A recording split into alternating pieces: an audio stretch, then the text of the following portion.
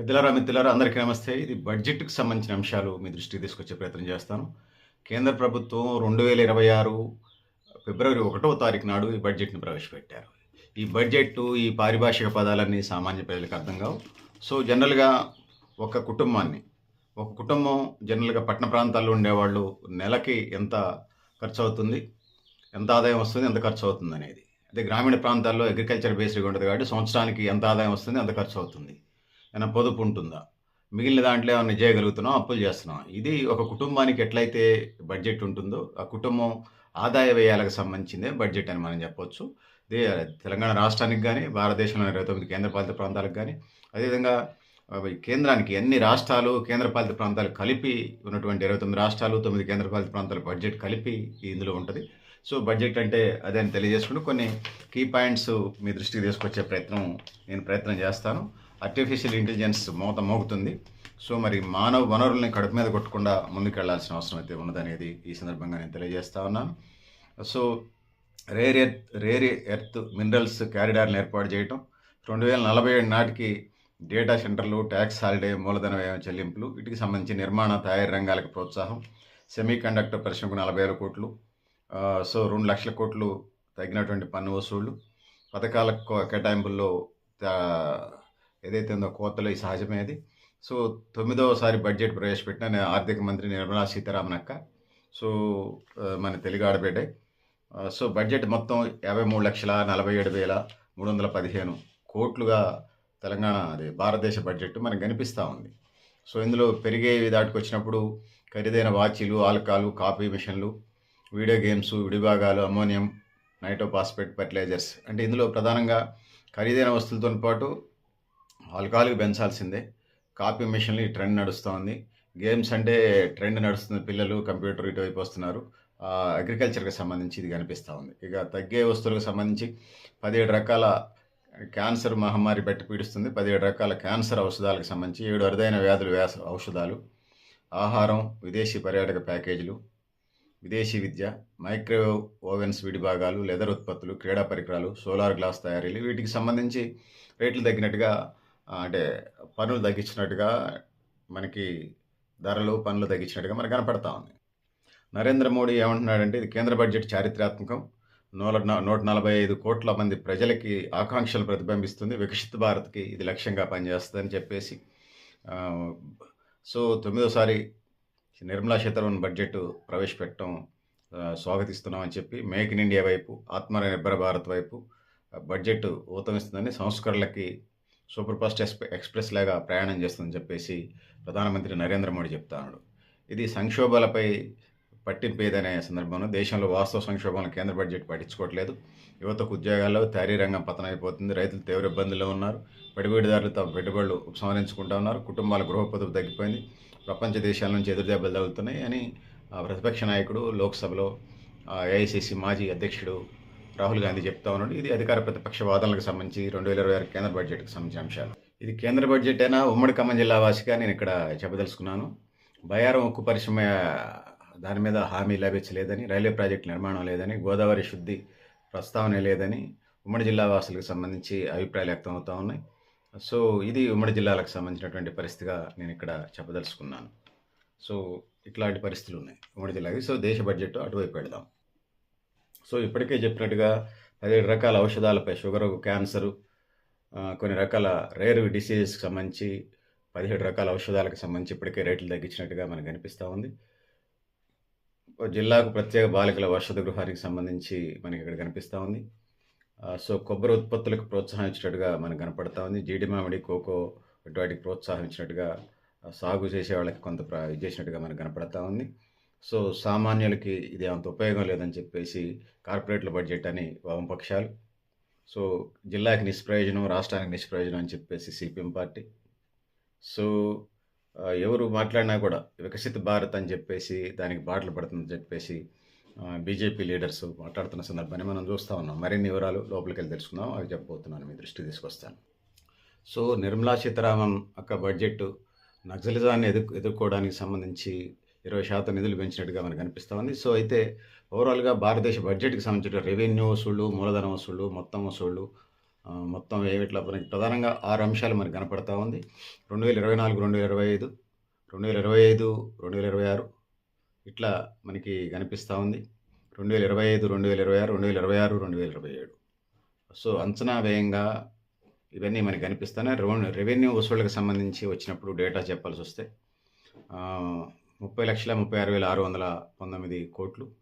2025, 26 సంవత్సరానికి వచ్చినప్పుడు 20,409. మళ్ళీ అంచనా వ్యయం, ఖర్చు చేసిన వ్యయం లాగా మనకు కనిపిస్తూ ఉంది. మళ్ళీ 2025, 26కి సంబంధించి వచ్చినప్పుడు 33,42,323. సో 2026, 27కి సంబంధించి వచ్చినప్పుడు 35,33,150 కోట్లుగా ఉన్నది. నేను మళ్ళీ చెప్తాను రెవెన్యూ వ్యయం 30,36,619. 2025, 26కి సంబంధించి వచ్చినప్పుడు 34,20,409 కోట్లు. 2025, 2026కి సంబంధించి సగటు అంచనాకు వచ్చినప్పుడు 33,42,323. 2026, 27కి వచ్చినప్పుడు 35,33,150 కనపడుతుంది. ఇలా పన్ను ఆదాయం, పన్నేతర ఆదాయానికి వచ్చినప్పుడు ఇది 2024, 25కి వచ్చినప్పుడు 25 లక్షల కోట్ల 39 రూపాయలకు కనపడతా ఉంది. 2025, 2026 అంచనాకు సంబంధించి వాస్తవ అంచనా, బదిలీ అంచనా ఇవన్నీ ఉన్నాయి. సో వీటికి సంబంధించి వచ్చినప్పుడు వాస్తవ అంచనా, బడ్జెట్ అంచనా, సవరించిన అంచనాగా మనకు కనపడుతుంది. పన్ను ఆదాయం 25,39,000 2024, 25కి సంబంధించి. 2025, 26 బడ్జెట్ అంచనా 28,37,409 కోట్లు. 2025, 26కి సంబంధించి వచ్చినప్పుడు 26,74,661 కోట్లు. ఇక బడ్జెట్ అంచనా 2026, 27కి సంబంధించి వచ్చినప్పుడు 28,66,922. ఇది పన్ను ఆదాయానికి సంబంధించిందండి. ఇక పన్నేతర ఆదాయానికి వచ్చినప్పుడు 2024, 25కి సంబంధించి వాస్తవ అంచనా 5,36,580 కోట్లు అయితే బడ్జెట్ అంచనా 5,83,000 కోట్లు. సవరించిన అంచనాకు సంబంధించి 6,67,652 కోట్లు. సో బడ్జెట్ అంచనా 2026, 27కి సంబంధించి 6,66,228. ఈ మూలధన వసూళ్లకు సంబంధించి వచ్చినప్పుడు సో ఇందులో 16,16,249 24, 25కి వచ్చింది. సో దాని తర్వాత బడ్జెట్ అంచనా 16,44,396. ఇది సవరించిన అంచనా 16,22,519. బడ్జెట్ అంచనా 18,141.65 కోట్లుగా కనపడుతుంది. ఇందులో రుణ వసూళ్లు 24,617, 29,000 తర్వాత 29,000 కోట్లు, 29,000 కోట్లు, 30,190 కోట్లు, 38,397 కోట్లు. సో 2024, 2025 వాస్తవ అంచనాకు సంబంధించి 2025, 2026 బడ్జెట్ అంచనా, 2025, 26 సవరించిన అంచనా, సో 2026, 2027 బడ్జెట్ అంచనా. సో గతాంది ఇప్పుడుది ఇవన్నీ వరుసన 4 కాలమ్స్లో మీ దృష్టికి తీసుకొస్తాను. ఇతర వసూళ్లకు సంబంధించి 17,202 కోట్లు. సో 2025, 26కి సంబంధించి 47,000 కోట్లు. 2025, 26కి సంబంధించి 33,837 కోట్లు. సో 2026, 27కి సంబంధించి 80,000 కోట్లు. రుణాలకు సంబంధించి 15,74,431 కోట్లు. అదేవిధంగా బడ్జెట్ అంచనా 15,68,936 కోట్లు. సవరించిన అంచనా 15,58,492 కోట్లు. 2026, 27కి సంబంధించినప్పుడు 16,95,768 కోట్లు కనపడుతుంది. ఇందులో మొత్తం వసూళ్లకు సంబంధించి మనం చూసినప్పుడు గత బడ్జెట్ లాస్ట్ ఇయర్కి సంబంధించి 46,52,000 మళ్ళీ చెప్తాను 46,52,767 కోట్లుగా 867 కోట్లుగా కనపడుతుంది. 867. సో ఇందులో 2025, 26కి సంబంధించి వచ్చినప్పుడు 50,25,345. సవరించిన అంచనా 49,64,842. సో బడ్జెట్ అంచనా 2026, 27కి సంబంధించి 53,47,315. ఇక పథకాలకు వ్యయానికి సంబంధించి వచ్చినప్పుడు గతానికి 36,09,914 కోట్లు. అదేవిధంగా ప్రజెంటు 25, 26కి సంబంధించి వచ్చినప్పుడు 39,44,255 కోట్లుగా కనపడతా ఉంది. సో సవరించిన అంచనా ప్రకారం 38,69,087. సో 2026, 27కి సంబంధించి వచ్చినప్పుడు 41,25,494 కోట్లు. పథకాల వ్యయానికి సంబంధించి అయితే ఐదోది పథకేతర వ్యయానికి సంబంధించి 2024, 25కి సంబంధించి 10,51,953 కోట్లు. సో అదేవిధంగా 11,00,000 ప్రజెంట్ది 11,20,21,90 కోట్లు. 2025-26 సవరించిన అంచనా 10,95,755. బడ్జెట్ అంచనా సంబంధించి వచ్చినప్పుడు 12,20,820 కోట్లు కనపడుతోంది. మొత్తం వ్యయానికి సంబంధించి వచ్చినప్పుడు 46,52,867 కోట్లు అయితే ప్రస్తుతం గతాన్ని ఇది బడ్జెట్ ఇప్పుడు చెప్పింది 46,52,867 కోట్లు. ప్రస్తుతం 50,65,000 మొత్తం వ్యయానికి సంబంధించి 345 కోట్లు. 50,65,345 కోట్లు.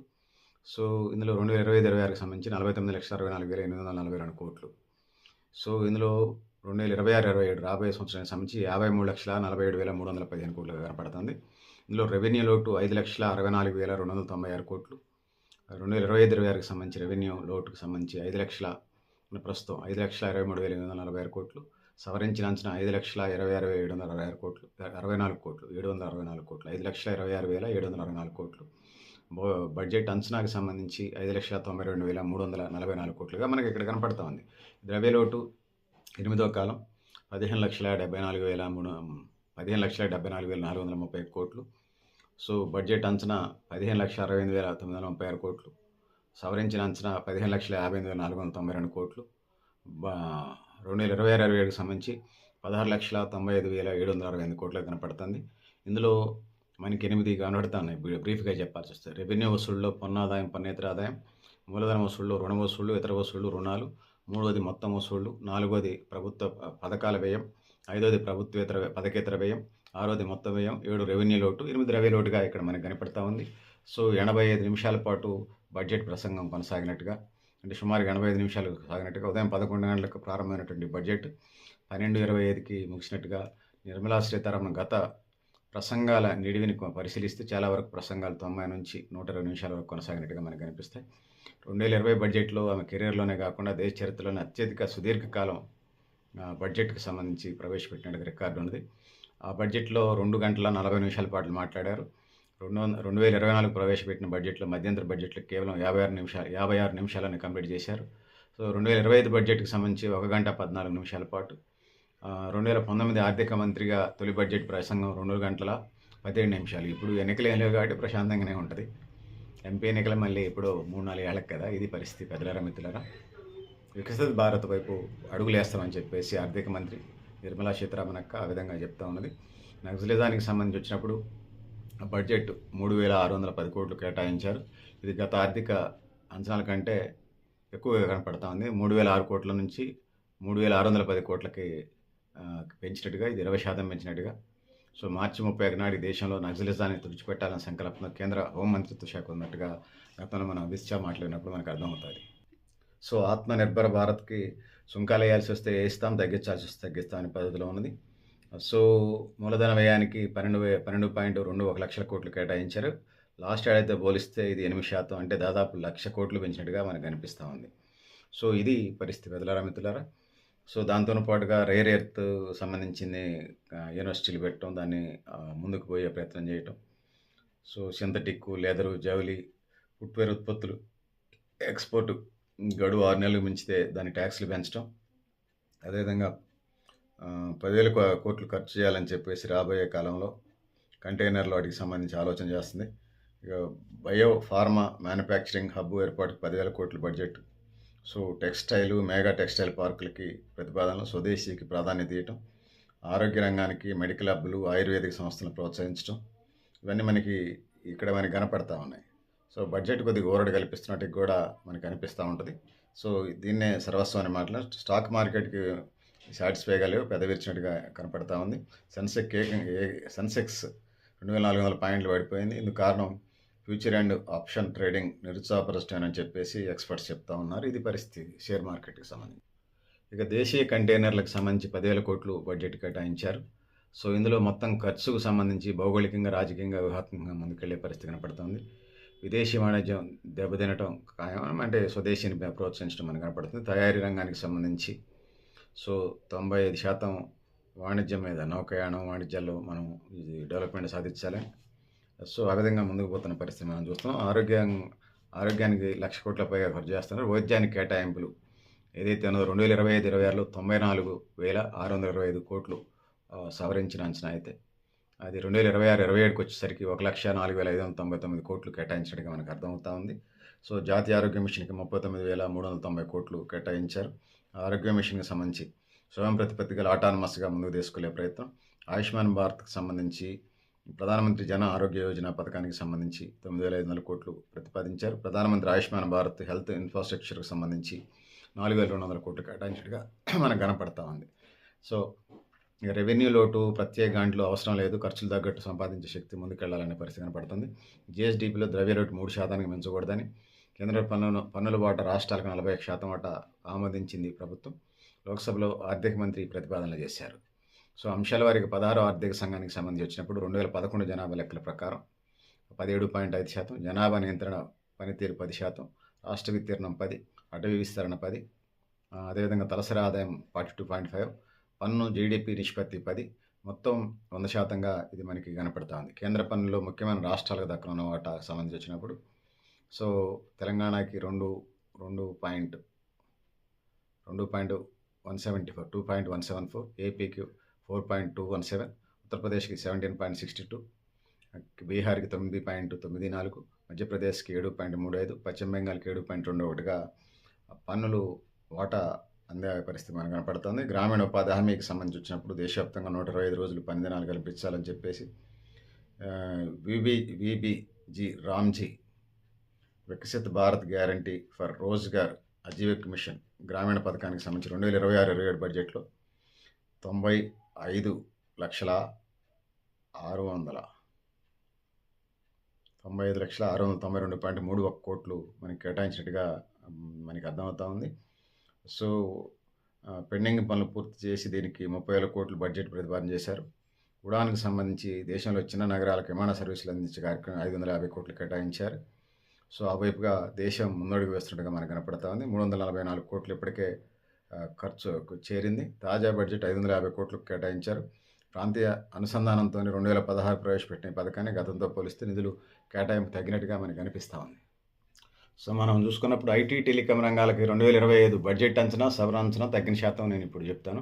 ఐటీ టెలికాంకి సంబంధించి 86,898 కోట్లు అయితే అది సవరించిన అంచనా 53,946 కోట్లు, తగ్గుదల 32,952 కోట్లు తగ్గింది. ఈ పట్టణాభివృద్ధికి సంబంధించి కూడా నిధులు తగ్గినాయి. సో అది 96,777 కోట్లు ఉంటే అది సవరణ 57,204 కోట్లు అంటే 39,573 కోట్లు తగ్గింది. గ్రామీణాభివృద్ధికి సంబంధించి గతంలో 2,65,817 కోట్లు ఉంటే అది ప్రస్తుతం 2,12,750 కోట్లకి తగ్గింది. అంటే తగ్గుదల 53,067 కోట్లు తగ్గింది. శాస్త్రీయ విభాగాలకు సంబంధించి వచ్చినప్పుడు 55,679 కోట్లు అయితే ప్రస్తుతం 37,014 కోట్లకు వచ్చింది. అంటే 18,665 కోట్లు తగ్గింది. ఈ పన్ను యంత్రాంగానికి సంబంధించి వచ్చినప్పుడు గతంలో 1,86,632 కోట్లు ఉంటే ప్రస్తుతం అది 74,540 కోట్లకి తగ్గింది. తగ్గుదల శాతం 1,12,092 కోట్లు. ఈ విద్యకు సంబంధించి 1,28,650 కోట్లు గతంలో ఉంటే ప్రస్తుతం సవరణ ప్రకారం 1,20,949 కోట్లు అంటే 6,700 కోట్లు తగ్గించారు. విద్యారంగాన్ని వీళ్ళు భ్రష్టు భ్రష్టిస్తారా ఏందో చూడాలి. ఇక ఆరోగ్య రంగానికి సంబంధించి 98,311 కోట్లు ఉంటే ఇందులో 94,625 కోట్లు సవరణ చేశారు. అంటే తగ్గుదల 3,686 కోట్లు. సో విద్యా వైద్యాన్ని గాలికి వదిలేసినట్టు కనపడుతుంది. వ్యవసాయ రంగానికి కూడా 1,58,836 కోట్లు ఉంటే సవరించిన అంచనా 1,50,853 కోట్లుగా మనకు కనపడతా ఉంది. ఇది తగ్గుదల 6,985 కోట్లుగా కనపడుతుంది. సాంఘిక సంక్షేమానికి సంబంధించి 60,052 కోట్లు అయితే సవరణ ప్రకారం 50,053 కోట్లుగా కనపడతా ఉంది. మొత్తం తగ్గుదల 9,999 కోట్లుగా తగ్గుదల మనకు కనిపిస్తూ ఉంది. సో ఏడాదికి ఈ ఏడాది కేంద్రానికి 1,92,00,000 కోట్ల మేరకు ఆదాయం తగ్గినట్టుగా చెప్తా ఉన్నారు. ఆదాయం పన్ను 1,26 లక్షల కోట్లు, జీఎస్టీ 1,31 లక్షల కోట్లు తగ్గినట్టుగా. దీనితో రక్షణ, ఎరువులు, ఆహార సబ్సిడీలు భారీగా వ్యయం పెరిగిందని, ఆర్థిక గంటల కింద 20,000 కోట్ల చెల్లింపులు జరుగుతున్నాయని చెప్పేసి కనపడుతుంది. రక్షణకు భారీ ఖర్చు అయితే మనకు కనపడుతుంది. రక్షణ శాఖకు సంబంధించి 4,54,773 కోట్ల రూపాయలు కేటాయించినట్టుగా మనకి ఇక్కడ కనపడతా ఉంది. సో మొత్తం కంటే ఇది 76,112 కోట్లు ఎక్కువగా ఖర్చు చేసినట్టుగా మనకి ఇక్కడ కనపడతా ఉంది. సో బడ్జెట్లో ఎందుకు 1,64,000 కోట్లు కేటాయించి చివరికి అది 2,10,230 కోట్లు ఖర్చు చేయాల్సిన పరిస్థితి వచ్చినట్టుగా లెక్కల ద్వారా తెలుస్తూ ఉంది. ఇది పరిస్థితి. సో గ్రామీణాభివృద్ధి గ్రామీణాభివృద్ధి పథకాలు వాటికి సంబంధించి ఇట్లా ఇవన్నీ ఖర్చు చేసుకుంటూ వెళ్తున్న పరిస్థితి రెగ్యులర్గా ఉండేవి.